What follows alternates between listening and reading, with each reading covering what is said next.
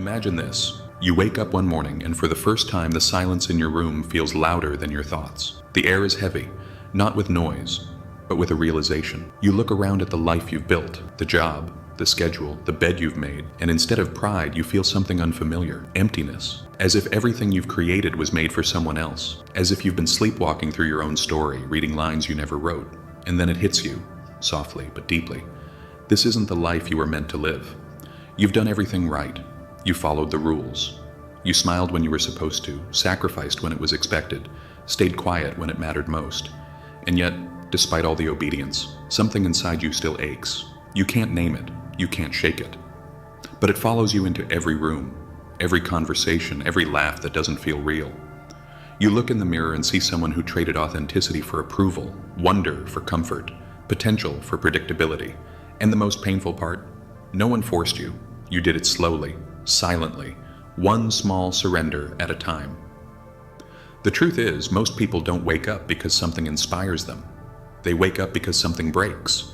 A moment arrives that rips the mask off, and you're left staring at a version of yourself you no longer recognize.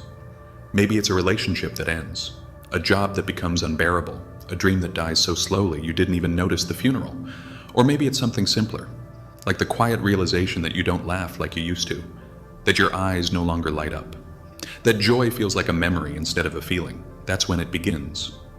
Not with a shout, but a whisper that says, "This can't be it." That voice, the one you've spent years silencing with distractions, with duty, with pretending, it returns, and it's louder than it's ever been. Nietzsche once wrote, "Your second life begins the moment you realize you have only one." Most people never reach that moment. They confuse movement for meaning. They live by default.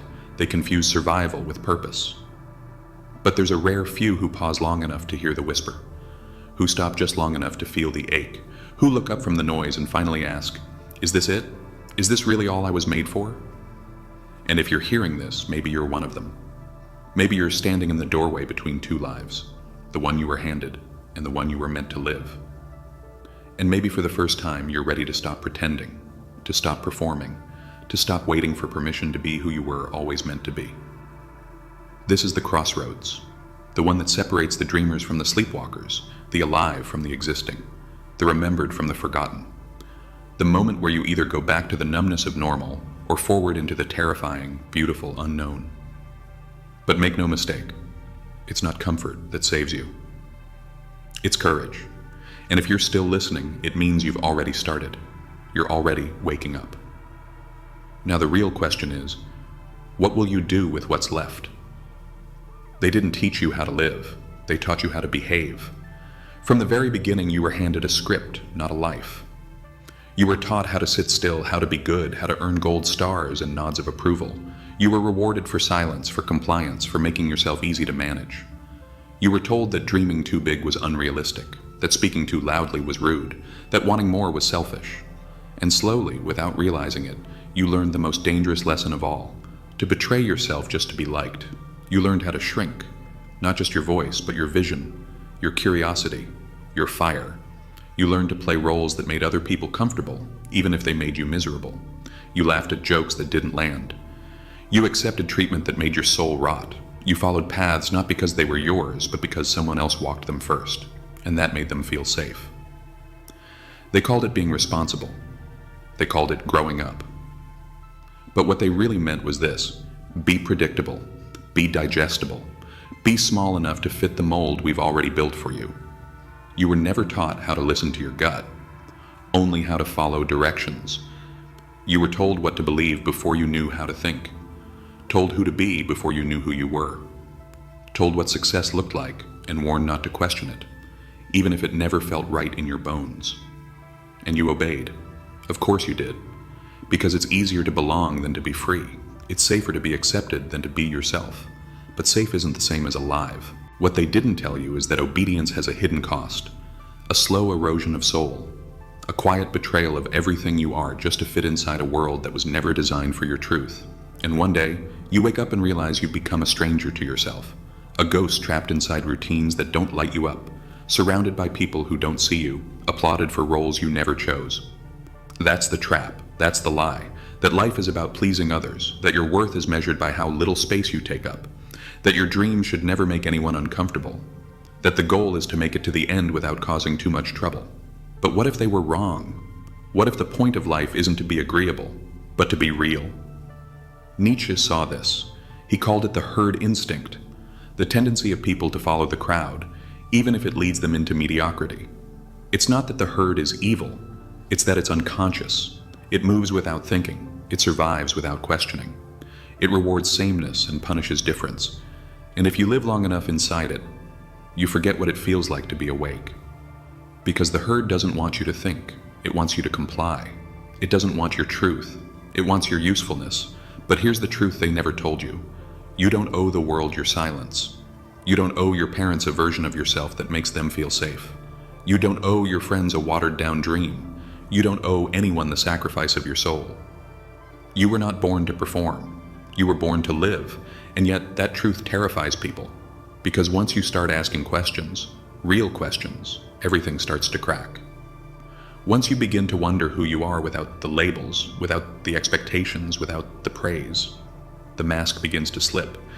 And most people aren't ready for that, so they'll call you selfish, difficult, arrogant.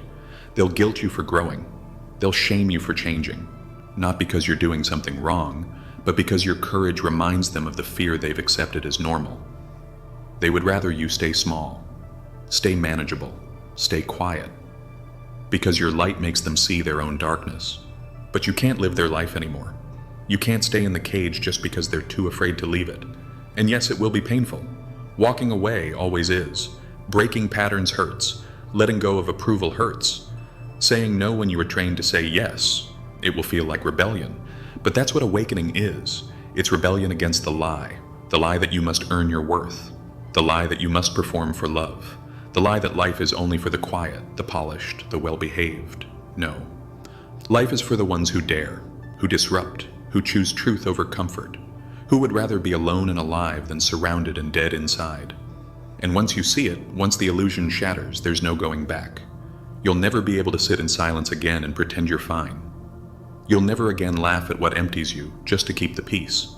You'll never again trade your aliveness for anyone else's approval. Because you'll know, they didn't teach you how to live. They taught you how to disappear.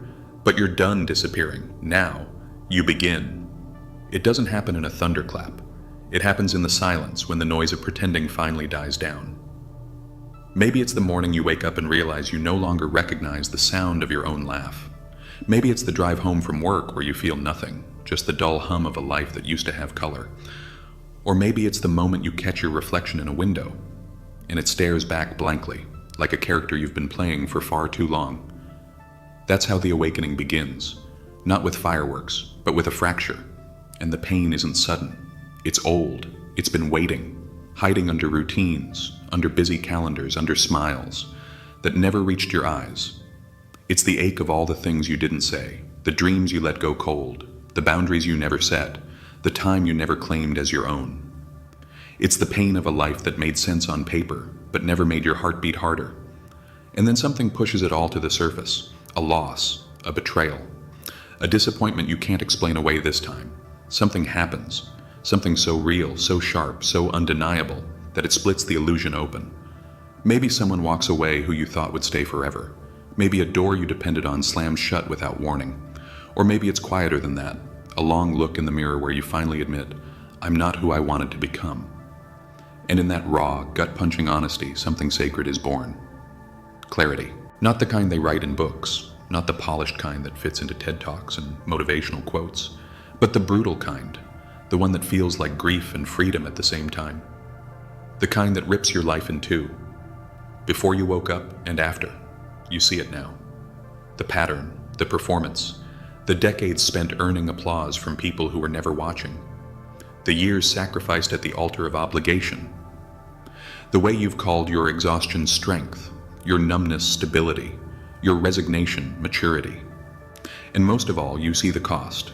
Not the cost in money or opportunity, the cost in time, in years, in moments, in memories you never made, in chances you never took, in the version of you that never got to live, because you were too busy being what the world expected.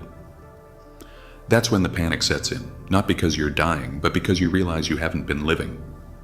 And it's in that moment when the weight of your unlived life presses down on your chest that something ancient awakens in you. A voice you silenced long ago, a knowing you buried under being practical, a wild, unshaped, untamed truth that whispers, you were meant for more, and for the first time you don't silence it, because now the fear of staying asleep is greater than the fear of waking up. This is what Nietzsche meant when he said, your second life begins the moment you realize you have only one. He wasn't speaking of reincarnation or fantasy. He was speaking of this, the rupture, the collapse of illusion, the unbearable clarity that nothing you're chasing will matter if you never become who you truly are. It's terrifying, because it means no one is coming to save you. No one will hand you permission. No one will pave the road. There is no magic moment, no right time, no final warning. There's just now and whatever courage you can muster in it. And yet, buried beneath the fear is something else. Power. Because if no one is coming, then no one is stopping you either. The same truth that once crushed you becomes the one that sets you free. You stop waiting. You stop performing. You stop asking, yet, what will they think? And start asking, well, what will I become if I keep pretending? You stop fearing failure, because wasting what's left terrifies you more. You stop living for applause, because you know none of it will matter when you're gone. You stop believing the lie that you're too late, too broken, too far gone, because you realize the moment you decide to be fully alive is the exact moment your real life begins. And it doesn't start with changing your job or moving to a new city. It starts with a vow, a silent, soul-deep vow to stop abandoning yourself, to stop choosing comfort over meaning, to stop being everything to everyone except yourself. You start saying no, not to be rebellious, but to protect your energy. You start saying yes, not out of obligation, but out of alignment. You begin to write a new script, not the one they gave you, but the one that has been echoing in your chest since the beginning. You become sovereign again. And no, the world won't cheer for this. In fact, it might resist, it might laugh, it might turn away. But the real you, the one buried under years of shoulds and shame, that version, it will rise. And when it does, everything changes. Because once you taste truth, you can't go back to numbness. Once you touch real freedom, the cage no longer fits. Once you see how precious time is, you refuse to waste another second waiting for a life that already belongs to you. You don't need a new year. You don't need a breakdown. You don't need anyone's approval. You just need to decide. This is your life. And this is the moment it begins. You don't rise as a different person. You rise as the person you were before the world convinced you to hide. This isn't about transformation through perfection. It's about remembrance through truth. Your second life doesn't start when everything looks better. It begins when you stop pretending you're fine, when you stop trying to earn love through suffering, when you decide that being real, no matter the cost, is more sacred than being accepted. And in that moment, something ancient reawakens inside you, something primal, something pure. You begin to reclaim your time, your voice, your energy, your presence. You stop saying yes out of fear and start saying no out of self-respect, not to be cruel, not to prove anything, but because your soul is no longer for sale. You begin to protect your peace like it's oxygen, because it is. You don't need to burn bridges, but you stop crossing them for people who wouldn't even light a match for you. You begin walking lighter, not because life got easier, but because you stopped carrying what was never yours to hold. The guilt, the obligation, the need to fix, to please, to be everything for everyone except yourself. And at first it feels lonely, because healing always comes with a shedding. You'll lose people, not because they were bad, but because they were attached to the version of you that kept breaking to make them comfortable. You'll feel misunderstood, maybe even judged, because authenticity disrupts the illusion everyone else is still trying to live inside. But you'll also begin to attract differently, conversations that feed your mind, people who speak to your soul, not your ego. Spaces where your presence doesn't need to be explained or softened, only honored. You'll stop dressing your truth in apologies. You'll stop diluting your dreams so others won't feel insecure. You'll stop shrinking in rooms that were never meant to hold your real size. And slowly, something unfamiliar begins to grow. Trust in yourself. You no longer ask the world, who should I be? You ask your soul, who am I when I stop asking that question? That's when life begins to shift. Not because it becomes easier, but because you finally become aligned. You start choosing purpose over performance, stillness over noise, depth over distraction. You start creating instead of scrolling, moving instead of numbing, feeling instead of avoiding. You look at your days differently, not as obstacles to survive, but as canvases to paint with presence. And no, it doesn't always look impressive on the outside. Sometimes it's just saying no to one more hour at a job that's killing you softly. Sometimes it's saying yes to sleep, to solitude, to silence. But it's real, and it's yours. And for the first time, that's enough. You don't heal by erasing the past. You heal by looking it in the eye and saying, thank you for the lessons. But I don't live there anymore. You begin to see your scars not as shame, but as proof that you survived yourself, that your story didn't end where it could have. You stop waiting for a sign. You understand you are the scene. Waking up was the miracle. Choosing yourself was the breakthrough.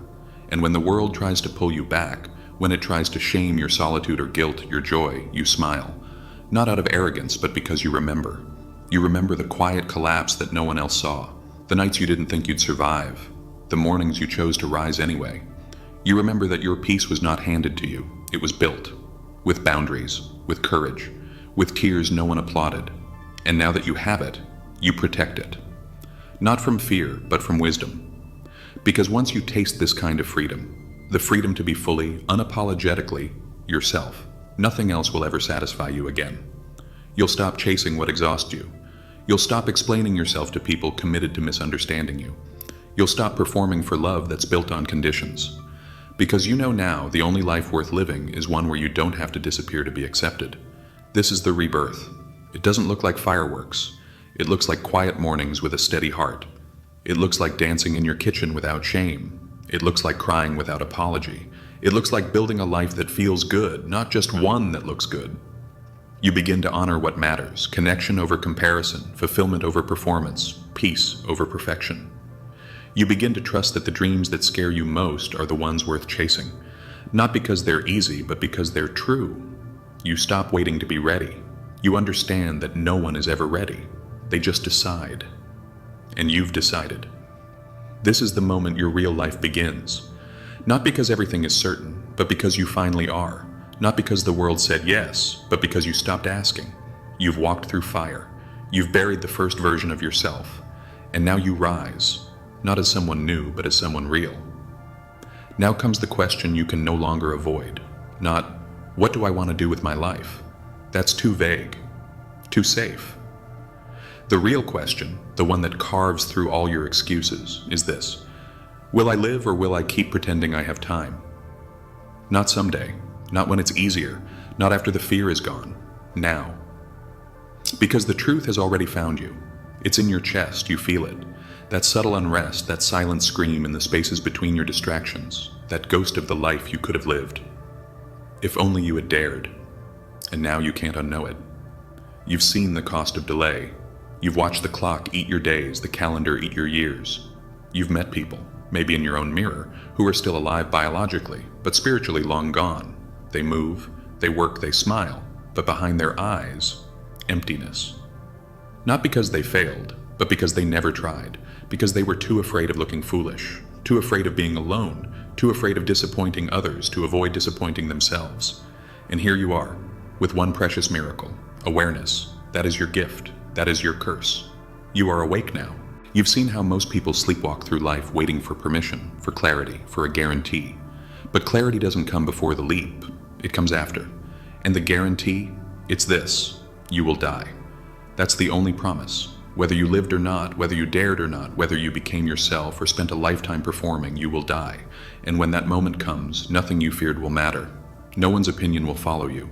No number in a bank account will warm your hands. No applause will echo in the silence. Only one question will remain. Did you live? Did you burn? Did you break the mold you were given? Did you stop waiting and start becoming? Or did you trade the only life you had for comfort that never filled you? Did you abandon your real self so others wouldn't feel abandoned by your truth? Because this is what most people never realize until it's too late. Regret is not loud. It doesn't scream. It whispers. At 3 a.m., in the silence after laughter fades, in the stillness after the world stops applauding, it whispers, you could have been more. And you can silence it for a while with noise, with busyness, with scrolling and shopping and working late. But it always returns. Because regret is not a punishment, it's a mirror that asks, was any of this really you? You still have time, but not as much as you think. And that's the sacred pressure of awakening, the burden of being conscious.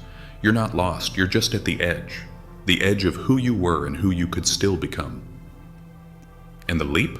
It's terrifying, but not leaping is lethal. So what will you do? Will you continue to decorate the cage just because it's familiar? Will you keep building a life that looks good in photos but feels like slow death in your chest? Will you keep deferring your dreams to some mythical future where fear finally lets go?